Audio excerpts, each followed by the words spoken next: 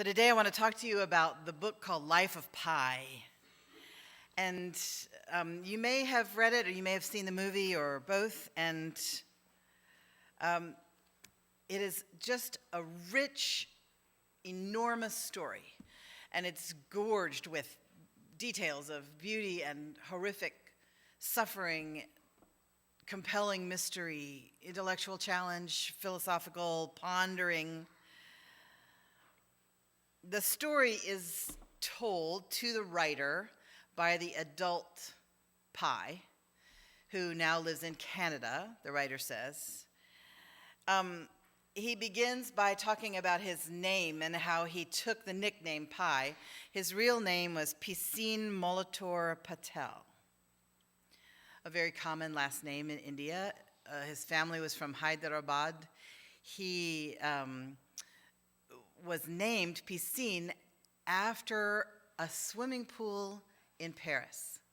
And his uncle used to like to swim there when he was in graduate school, and it was a beautiful name because Pi loved to swim with his uncle. But when he got to school, the name Piscine was lent itself to him being called pissing by the cruel students. You know how they are. And so he said, tormented by classmates, he takes the nickname Pi. Quote, and so in that Greek letter that looks like a shack with a corrugated tin roof, in that elusive, irrational number with which scientists try to understand the universe, I found refuge. Pi is a religious Hindu boy. He loves the rituals of his household. He loves the smells and the sights, and he recites with his mother the prayers that his family says. But they go on vacation in the hill country, and as he is walking in the hill country, he comes across a Christian chapel. And so there's a priest in the chapel.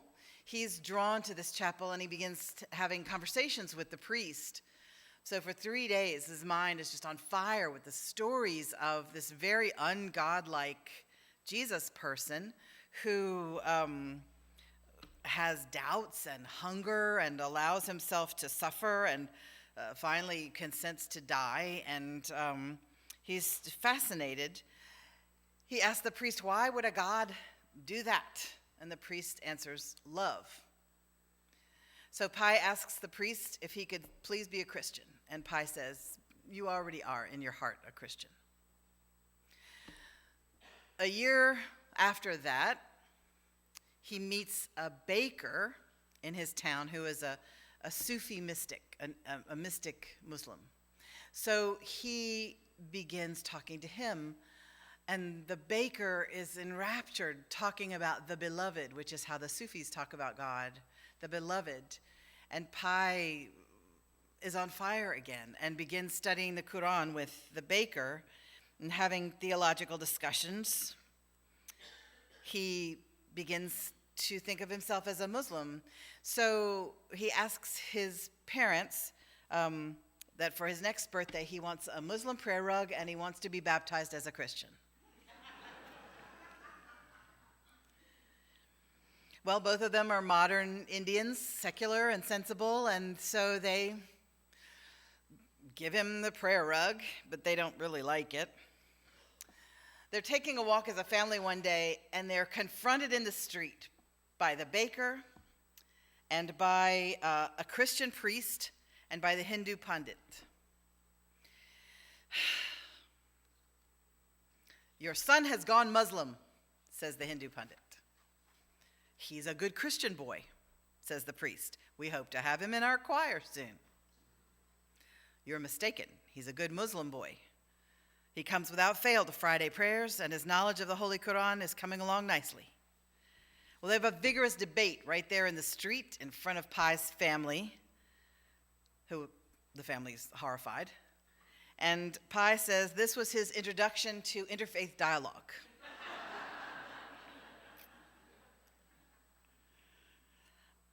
He must choose, says all the holy men. Well, Pi said, I just want to love God. And he tells the story about Lord Krishna dancing with the milkmaids. And Lord Krishna made himself so abundant that he could dance with each milkmaid until one milkmaid began to imagine that he was her partner alone, and then he vanished. Don't hold on to God too tightly, Pai is telling the holy men. So they all allow him to be all three. He's Christian, Hindu, Muslim. But one of his high school teachers, Mr. Kumar, is an atheist. And they begin having conversations. Pai recognizes him with respect and hails him as a brother believer. Like me, he says, you atheists go as far as reason will carry you, and then you leap. The agnostics are the ones he can't relate to. Doubt is useful for a while, but you must move on. To choose doubt as a philosophy is like choosing immobility as a method of transportation.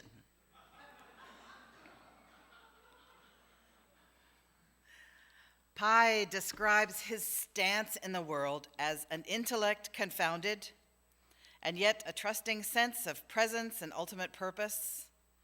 Why look at the life with a dry, yeastless factuality, he says. God is a better story.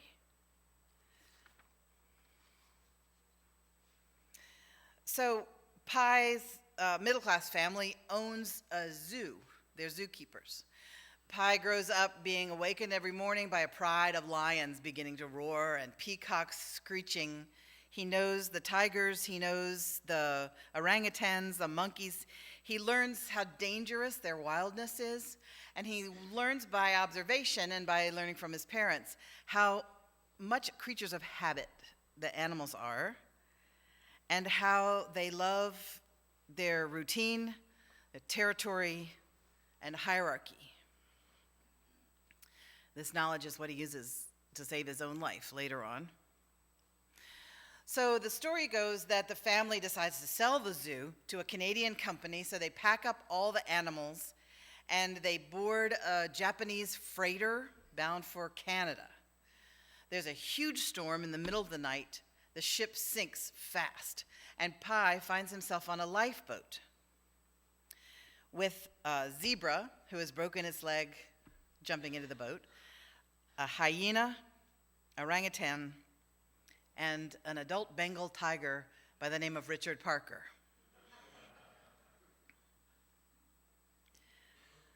Over the next several chapters, the hyena eats the zebra and the orangutan. The tiger kills the hyena, and it's down to just Pai and the tiger. So he's thinking, I need to kill the tiger, but how? Maybe I could just not feed the tiger and outlive him. But as he thinks that through,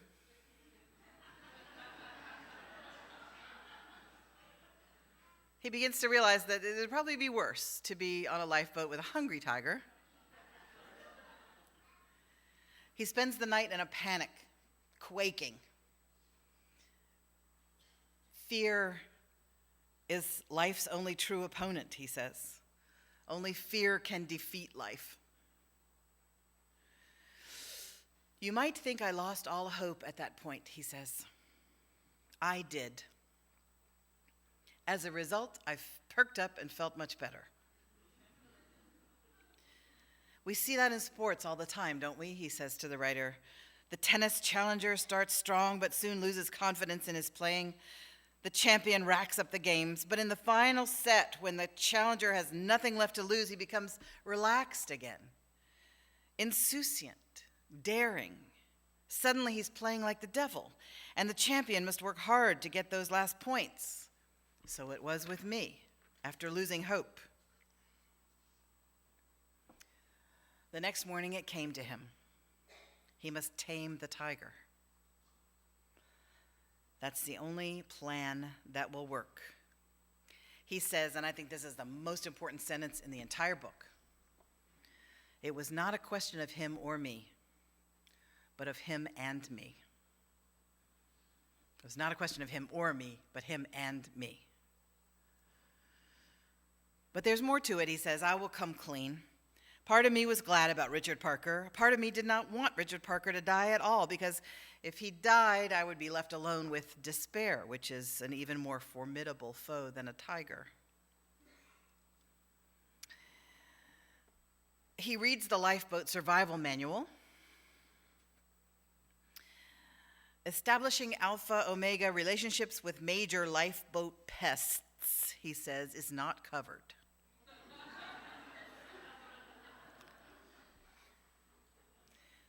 So, using his knowledge of the animals, he begins to tame the tiger, or train the tiger anyway. He marks his territory. He uses the tiger's weak sea legs to make him seasick. He rocks the boat, and the tiger kind of gets all woozy and weak, and Pi blows this whistle that came with the lifeboat supplies while he's rocking the boat. So the tiger begins to associate the sound of the whistle with feeling weak and woozy, and he does not want Pi to blow that whistle. So this is their way of communication. Pi gathers fresh water for both of them. He gathers food and feeds the tiger and feeds himself. They float together for 7 months. They both go blind from malnutrition together.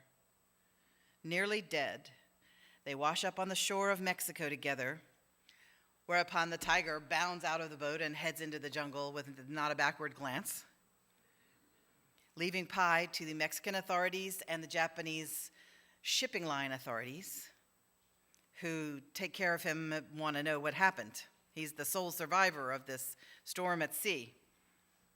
He tells 2 officials from the shipping company stories of his 7 months in the boat.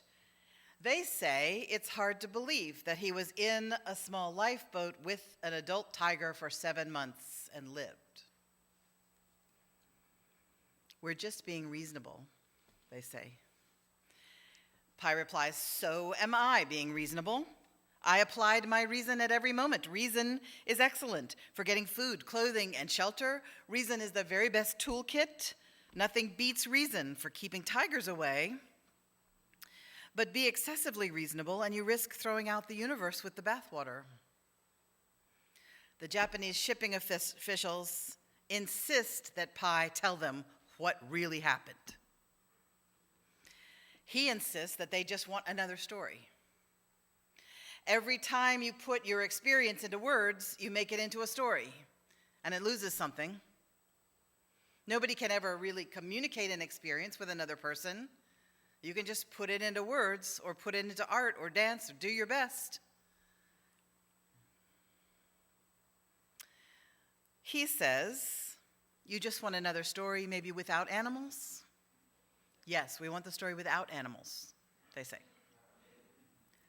So he tells them a horrific story where his mother, a brutish chef, a Taiwanese sailor, and he are in the lifeboat together. After a few days, the chef kills the sailor, and then Pi's mother. Pi kills the chef and is alone in the boat. So after telling both stories, he asked the Japanese officials of the shipping company which was the better story. The one with the animals, they said.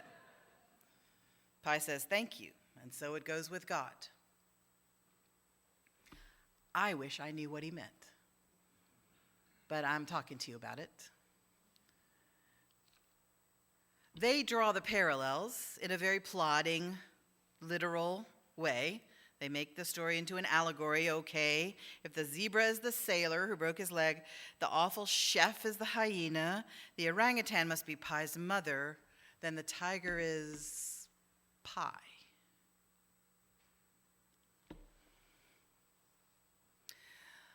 I think life sometimes is like being shipwrecked. You're drifting for long periods of time, feeling powerless. You don't really know where you're going. You're not going where you had planned to go, that's for sure. And there's a tiger in the boat with you. There's always a tiger in the boat with you. Maybe it's your fear. Maybe it's an addiction. Maybe the tiger is your wild side, or maybe it's that little element in you that just loves to mess things up when it's going too well. Maybe your tiger is addiction, or maybe it's loneliness, or the sense of being invisible.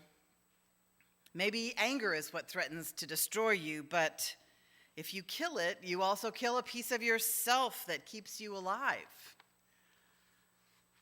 The answer is not you or the tiger, it's you and the tiger. So, I see this as a very good Unitarian Universalist story. And that's probably because I'm a Unitarian Universalist minister, and we just learned a Yiddish proverb last night, to the worm in the horseradish, life is horseradish. To the Unitarian Universalist minister, all books are about Unitarian Universalist spirituality.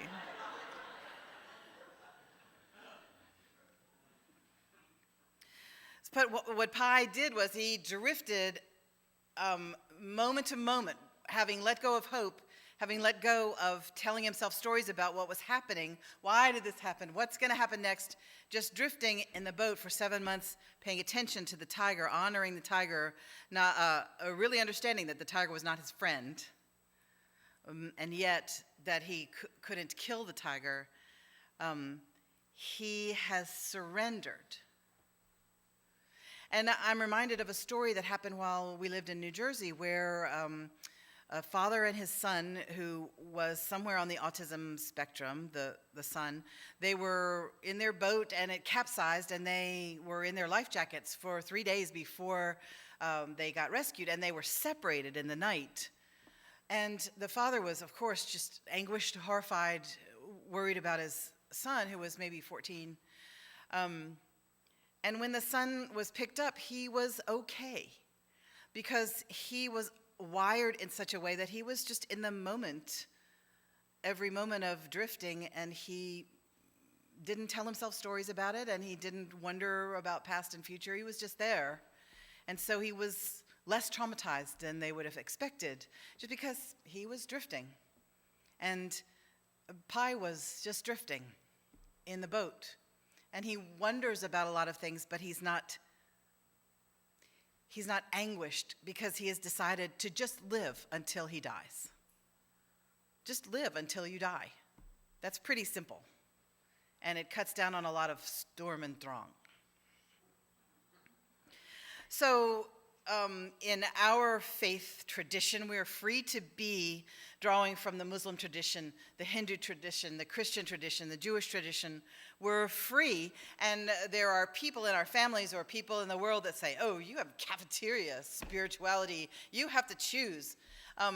Well, we chose to be here in this cafeteria.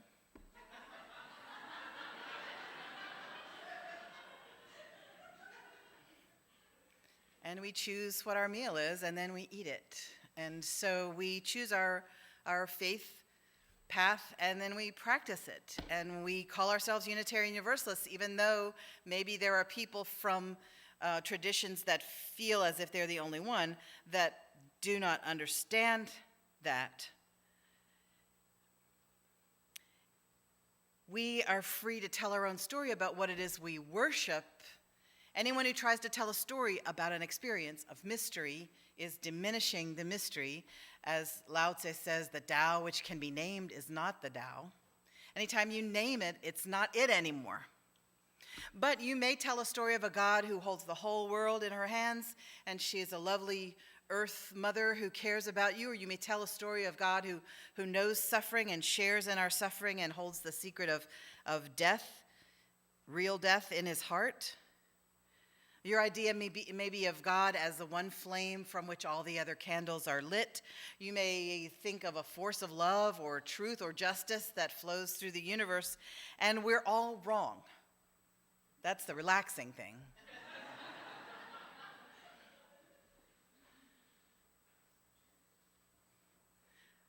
You choose and tell your story. Might have animals in it, or it might not. It's still a story of your experience.